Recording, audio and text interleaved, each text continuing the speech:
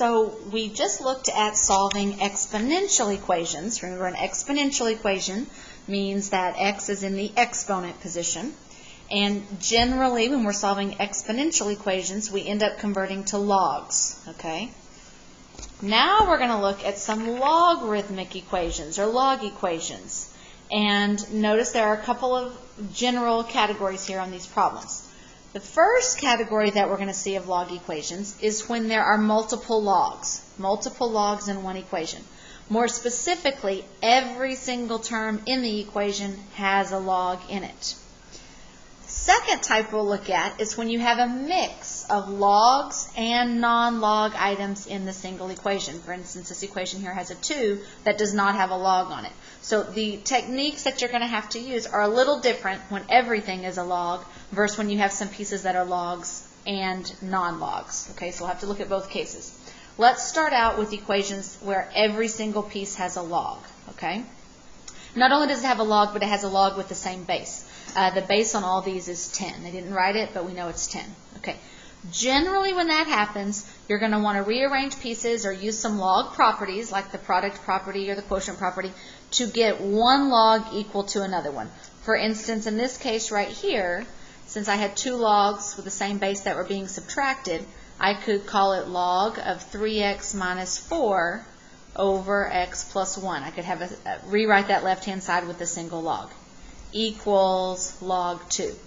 And if 2 log expressions are equivalent to each other and they have the same base, then it has to be the case that the arguments are equal to each other. So 3x minus 4 over x plus 1 would have to equal 2. So basically, just thinking about log properties, we end up with an equation that doesn't have any logs at all, and we can just solve using our regular algebra. Okay? So those are our steps. Write the equation as 2 logs set equal to each other, then set those arguments equal to each other, and solve. Now, they mention the importance of checking, and that is critically important when we're solving log equations, because sometimes you do everything right, but the answer you get at the end does not actually work when you plug it back in. And we call it an extraneous solution. So we got to check our answers, make sure that they work. Okay? All right, so let's try some examples here. Now here's a case where we have a single log on the left, and they're saying it equals this single log on the right. So we don't even have to use any log properties to condense it down like on that previous example. Okay, we're just ready to say, hey, if this log equals this one, they have the same bases, that must mean that 5x minus 1 equals 2x plus 17. That has to be true. That's the only way these 2 log expressions equal each other. And now we just solve, okay, using our basic algebra skills that we've known for a long time. Let's get all the x's on one side, so I'm going to minus 2x on both sides. 5x minus 3x, 5x minus 2x is 3x, so 3x minus 1 equals 17. Add the 1 to both sides, so 3x is 18. Divide by 3, and we get x is 6. Now, before I circle it and move on, I need to check and make sure that 6 really does work, okay? Specifically, I need to make sure that it does not cause any negative arguments. Remember, whatever's in the argument position here, the 5x minus 1, cannot be negative. It must be a positive number. So if I plug in 6, I'll have 5 times 6, which is 30, minus 1 is 29. So the left-hand side here would say log base 2 of 29. On the right-hand side, if I plug in 6, I'd have 2 times 6 plus 17. Well, 2 times 6 is 12. 12 and 17 is 29. So the right-hand side would also say log base 2 of 29. So that should check out, okay? If you want to go to math, log base, and then fill it in, log base 2 of 5 times 6 minus 1. So I filled in my left-hand side of the equation by plugging in 6 for x. It comes out to be this number. Let's see if the right-hand side comes out the same. So log base 2 of 2 times 6 plus 17. And that comes out to be that same decimal. So I know that the 2 sides are equal. Really, I'm just checking to make sure that the arguments are positive and the arguments come out the same in this case. All right, next example here. If these two log expressions are equal to each other, they have the same base, it's a 10 for both of them, that must mean that x minus 7 equals 5 minus x. That has to be the case. So now I'm going to get all the x's on one side to solve this equation. X plus x is 2x, so 2x minus 7 equals 5. Add 7, so 2x is 12. Divide by 2, and we get x is 6. Seems fine, but let's check. Okay, these log equations, it's really important to check. If I put in 6 for x, then my left-hand side of the equation will be log of 6 minus 7.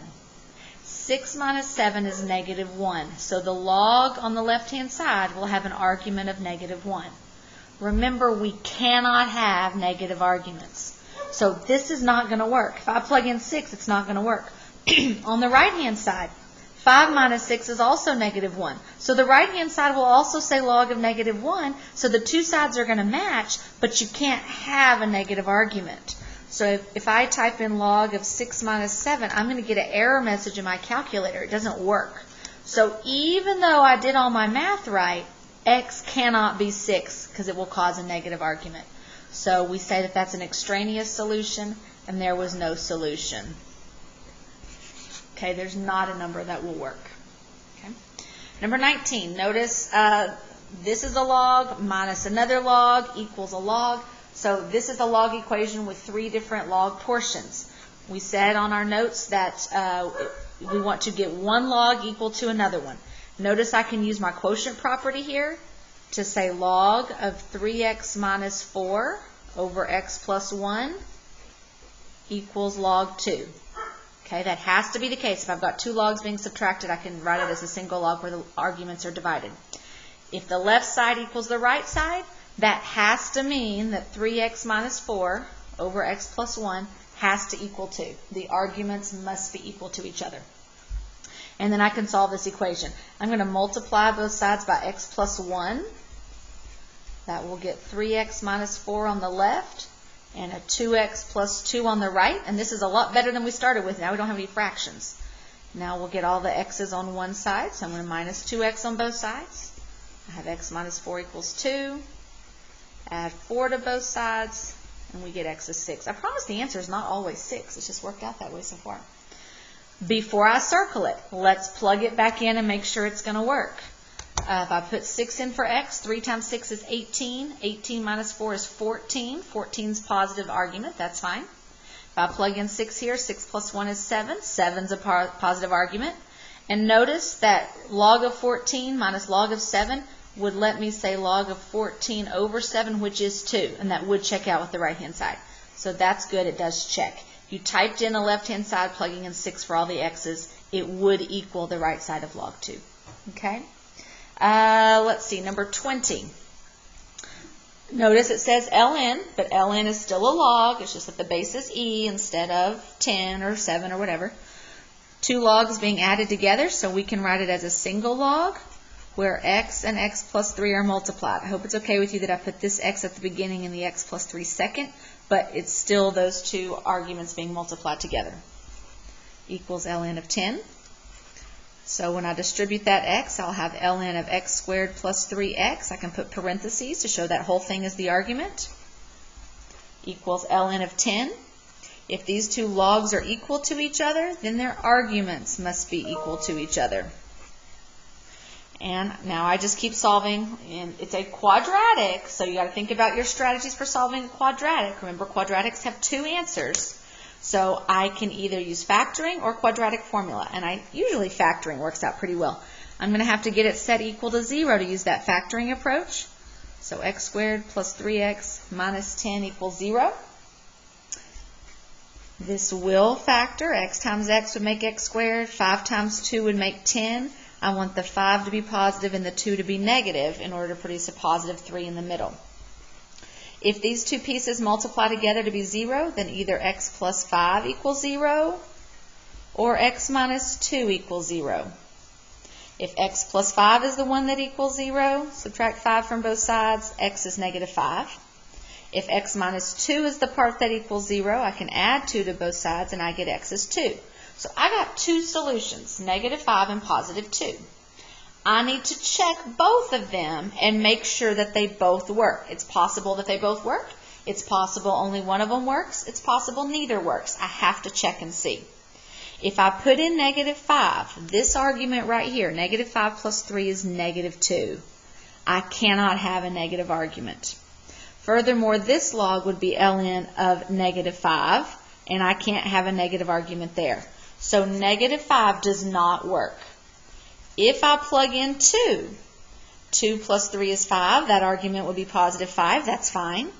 And ln of 2, that argument would be +2, and that's fine. So x equals 2 is our only solution for this particular equation.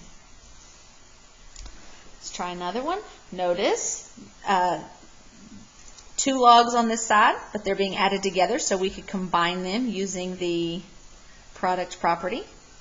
2 times 3x minus 4.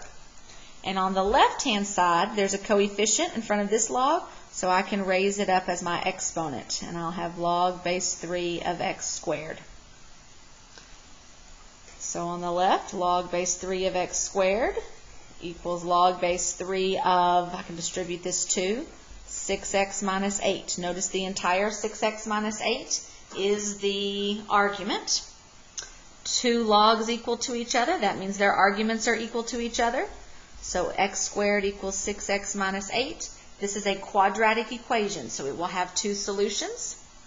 I'm going to leave the x squared where it is. I'm going to subtract that 6x on both sides, and I'm going to add the 8 on both sides so that I'll have a 0 on the right. And my left side will be x squared minus 6x plus 8. Okay? Again, this is a quadratic. There will be 2 solutions. I am going to solve it with factoring. Usually factoring works out nicely. If you have trouble with factoring, you can do quadratic formula. X times x would make x squared. I need numbers that multiply to be 8 and combine to be 6. Well, 8 times 1 will make 8, but it won't make a 6. But 4 times 2 will make 8 and combine to be a 6 if they're both negative. Okay? If x minus 4 times x minus 2 makes 0, then either x minus 4 equals 0 or x minus 2 equals 0. But one of those 2 pieces has to be 0. If x minus 4 is the one that equals 0, then x is positive 4. If x minus 2 is the one that equals 0, then x is positive 2. There's my 2 answers. I need to plug them in for a check. Notice that if I put in a 4 or a 2, this argument will be positive, so that's fine. But let's try them over here. 3 times 4 is 12. 12 minus 4 is 8. 8 is a positive argument, so that should be fine. If I put in a 2, 2 times 3 is 6. 6 minus 4 is 2. That's also a positive argument. They both work. So here's a case where we had 2 answers, both 2 and 4. Okay? It is important to check both answers if you get them. It's possible they'll both work. It's possible only one works. It's possible neither works. Okay? 22, I think we could probably skip that one, but that answer is on Canvas if you want to look at that one later. A couple of other examples here. Log of 3x plus 4 will have to equal log of x squared. This coefficient, using the power property, will become an exponent.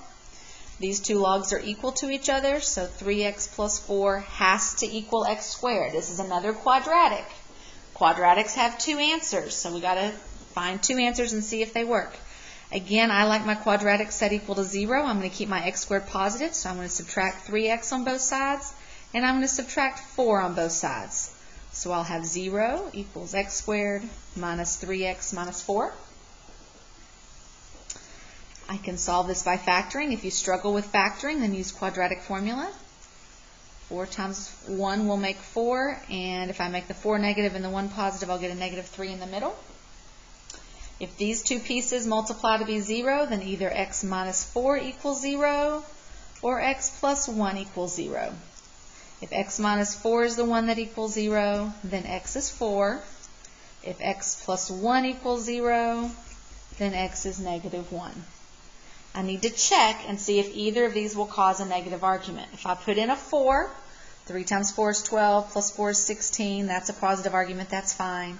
And if I put in a 4 right here, that's also a positive argument. So 4 should be fine. If I put in negative 1, 3 times negative 1 is negative 3. Negative 3 plus 4 is positive 1, that's fine. But a negative 1 right here would create a negative 1 argument. We can't have negative arguments. So here the only answer was the 4. Okay. Here's another one where we can combine these two logs on the left. Log base 3 of x over 5, right? We're subtracting two logs, so that means we can divide the argument. Equals log base 3 of 2. The only way this works is if x over 5 equals 2. I can multiply both sides by 5, and I get x is 10.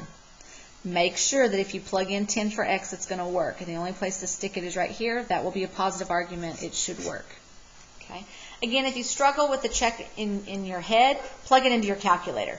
Type in log base 3 of 10 minus log base 3 of 5, and make sure that whatever comes out is the same decimal value that you get for log base 3 of 2. Okay, so remember we said there were a couple of ways that these log equations could be set up. It could be that we had multiple logs, in which case we rewrite it so that it's one log equal to another and the arguments are equal. The other way a log equation could look is if you had a non-log item. So if you have a non-log item, this is our set of steps right here. We're going to make sure all the log terms are on one side of the equation and the non-logs are on the other, which that's already been done for us here. On number 26, notice that has not been done. Negative 4 does not have log on it, so negative 4 would have to come over to the other side. Okay, well, that's positive 4. So logs are on one side, non-logs are on the other. Then you use log properties if necessary to make sure you only have one log anywhere in that whole equation. Convert to an exponential, and then solve. Okay, so we'll go through those steps. This one, it's a single log equals a number, so there's nothing to do for step 1 or 2. It's just done. So to solve it, we'll convert to an exponential. They don't write it, but the base here is 10. So 10 to the third power has to equal x. Okay, 10 to the third is 1,000. So 1,000 equals x. We still have to check. If we plug in 1,000 for x, notice I type in my log 1,000, because I'm pretty sure x is 1,000. It does say 3, so that does check out. So I know that's a good answer. Next example here, we've got to isolate the log. That was what that first step was get the log part by itself. So I'm going to add 4 on both sides to get the log part isolated. Log base 2 of x plus 1 equals 4. Now we convert to an exponential. It's a single log equals a single number, so we will convert to an exponential. 2 to the 4th power equals x plus 1. And then we can just solve this equation for x. 2 to the 4 is going to be 16. So 16 equals x plus 1. Subtract 1 from both sides to get x alone, and 15 is x. Before we circle it, plug in 15, make sure it's going to work. 15 plus 1 is 16. It will make a positive argument. Okay? If you wanted to type in the whole thing because you struggled to check it just in your head like that, that's fine. Log base 2 of 15 plus 1. And then when you hit the plus 4, oops. I've got an extra parenthesis in there. Log base 2 of 15 plus 1, and then my minus 4 is outside that parenthesis. I do get 0, which checks out. Okay, so x is 15. Here's one. X to the 2nd power has to equal 49. You probably already know this one, 7, right? But if you didn't know, you could take the square root of both sides, and you could type square root of 49 in your calculator. Now, technically, square root of 49 is both positive 7 and negative 7. Positive 7 squared is 49. Negative 7 squared is also 49. But in this case, only the positive 7 is going to work. Reason being, remember, just like arguments have to be positive, the base has to be positive. We cannot have a negative number in our base position. So that's why it's just the 7. Okay? 2 logs on this side, but a plain number on the right. So we have the logs on one side, the non-logs on the other. We can combine these 2 logs as log base 4 of x times x minus 6. Distribute the x, and we'll get log base 4 of x squared minus 6x. That whole thing is the argument. And now we can convert to an exponential. 4 to the second power equals x squared minus 6x. 4 squared is 16, so 16 equals x squared minus 6x. This is a quadratic. There will be two answers. I'm going to bring the 16 over because I like my quadratic set equal to 0. So 0 equals 0 equals x squared minus 6x minus 16. You can use quadratic formula or factoring. I personally like factoring, but if you struggle with factoring, you can use quadratic formula. X times x makes x squared. Now, what will multiply to be 16? Well, 1 and 16, 2 and 8, 4 and 4. It's going to be the 8 and 2 so that we can get the negative 6 in the middle. 8 will be negative and 2 will be positive. Okay? So if either x minus 8 equals 0 or x plus 2 equals 0, that means x is either positive 8 or negative 2. I need to check both of them. If I put in 8, this argument's positive, and 8 minus 6 is 2, this argument's positive. So 8's fine. But if I put in negative 2, this argument right here will be a negative number, and we cannot have negative numbers. If you weren't sure, you could type it in. If you type in log base 4 of negative 2, you're going to get an error message. So negative 2 won't work. Our only solution is the positive 8. Now notice this one is just a single log. Okay, log is only written one time. So I'm just going to go straight to converting to an exponential. 5 to the second power will equal 3x plus 1. 5 squared is 25. So 25 equals 3x plus 1. Solve for x. So minus 1. 24 equals 3x. Divide by 3. 8 is x. And of course we do need to plug it back in for a check. Okay, so if we did math of log base 5 of 3 times 8 plus 1, it does check out to be 2. Okay, or if you plugged in 8, 3 times 8 is 24, 24 plus 1 is 25, that's going to be a positive argument, so we're good. Our answer will be 8. Okay, let's try number 30 here. Notice these are two logs on one side and a non-log on the other. So we want the logs on the same side. They're being subtracted, so we can rewrite it where the arguments are being divided. Okay, we've got a single log, so we can convert to an exponential. 3 to the second equals x plus 6 over x minus 2. 3 squared is 9. So 9 equals x plus 6 over x minus 2. Sure wish that fraction wasn't there, so I'm going to multiply both sides by x minus 2. That should get rid of the fractions. And we'll have an x plus 6 on the right. Distribute the 9 to get 9x minus 18 on the left. Get all my x's on one side, so I'm going to minus x on both sides. 8x minus 18 is 6. I can add 18 to both sides. 8x is 24. Divide by 8, and x is 3. Before we circle it, let's plug it back in. If I put in 3 for x, this argument will be 9. That's fine. 3 minus 2 is 1. This argument will be 1. That's fine. I'm going to have all positive arguments, so that will check. Okay. Let's see here. Notice on number 31 here, I've got a couple of log terms, and I've got one term that's not a log. So I want to get all my logs on one side. So I'm going to add log x to both sides. And that's going to put all the logs on the left. So I'll have log of x plus 15 plus log of x equals 2. I've got all my logs on one side. Now I want to combine them so I only have a single log. I'm going to use that product property. So log of x times x plus 15 equals 2. I can distribute the x. Log of x squared plus 15x, and put parentheses so you can mark the whole thing as the argument, equals 2. This is a single log, so we can convert it to an exponential. The base down here is 10.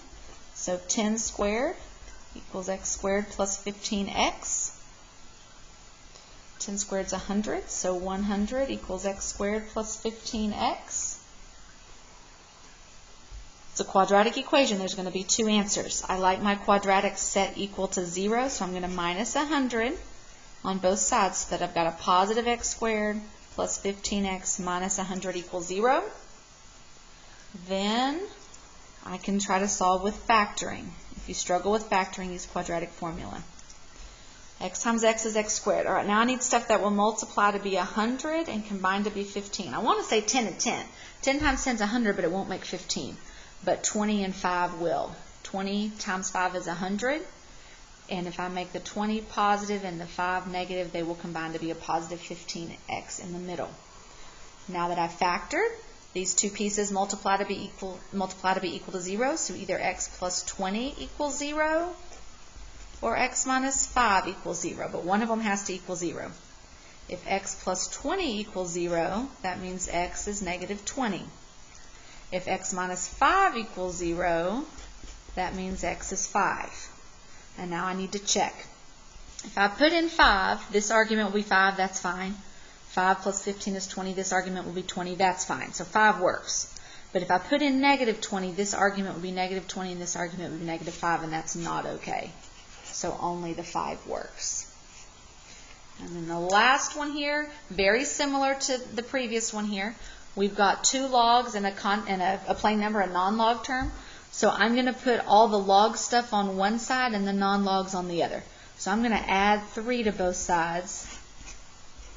Log base 4 of x squared minus 9 equals 3 plus log base 4 of x plus 3. Then I'll subtract the log base 4 of x plus 3.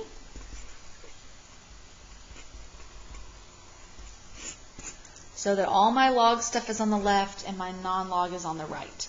So I'll have log base 4 of x squared minus 9 minus log base 4 of x plus 3 equals 3. Okay. These two logs are being subtracted, so that means I can write it as a single log with the quotient property. So x squared minus 9 on top, x plus 3 on the bottom. And now we can convert to an exponential. So 4 to the third power equals x squared minus 9 over x plus 3. 4 to the third is 64. So 64 equals x squared minus 9 over x plus 3. Now, I could multiply both sides by x plus 3, but I'm going to end up with some big numbers. So watch what I notice here. I notice that x squared minus 9 is really x plus 3, x minus 3.